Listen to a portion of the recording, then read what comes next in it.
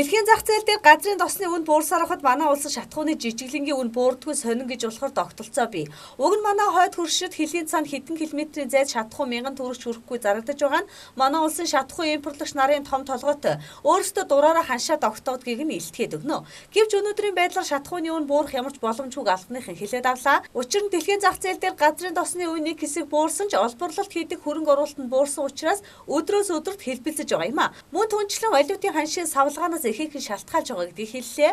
Хэдхэн хоногийн өмнө шудраг өрсөлдөөн хэрэглэгчийн төлөө газраас шатхууны үнийг литр тутамд дахин 100 төгрөгөөр бууруулах боломжтой гэж мэдэгдэж байсан ч энэ нь ямар ч боломжгүй гэдгийг салбарынхан онцоллоо.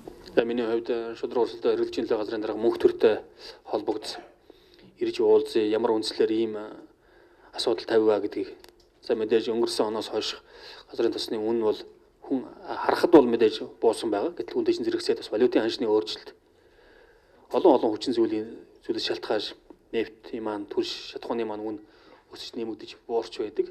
Бид бас доктортой байх үүднээс бас олон арга хэмжээг 2012 оноос хойш авч хэрэгжүүлсэн. За бол доктортой сайхан байна. Мөнхтөр дарга бол ямар үндслээр хийсэн шалтгаанаа холбогдох улсуудаагаа ирж тайлбар хийе гэдгээ бидэнд хэлсэн байгаа. Ер нь бол тун гоомой болчимгүй ийм л мэдээлэл хийсэн байна. Зах зээлийн үнийн нөхцөл байдлыг бол манай сэтгүүлч сайн мэдж байгаа л да.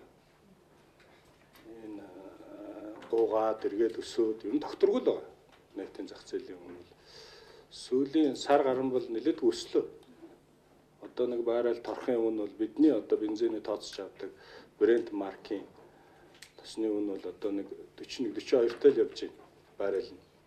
Иймэрхүү нөхцөл байдалтай байгаа. Нэгдүгээр сарын ихээр нэг 2 хоног нэг 27 хүрсэн. Улс төрчд баахан шаагсан. Тэг эргээд өсгөр нь жимээг болцгоосон. Иймэрхүү нөхцөл байдалтай. Цаашдаа ч ер нь энэ Монгол улсын одоо дулааны улирал эхэлж байгаа, Монгол улсын бас уул уурхайн цикл ажиллаж эхэлдэг. Энтэй холбоотойгоор өсдөг үн гатан талтай. За энэ үний өсөлтийг ч гэсэн бид одоо давж гарах бүрэн зохицуулттай гэж бид ойлгож байгаа. Өнгөрсөн 1-р сард олон улсад нефтийн үн буурах үед улс төрчид энэ асуудлыг дэвэргэж баггүй шуугилдсан. Харин үнэн өсчгөр дуугүй болчихж байгаа гэдгийг албаныхан тодотгоод авлаа.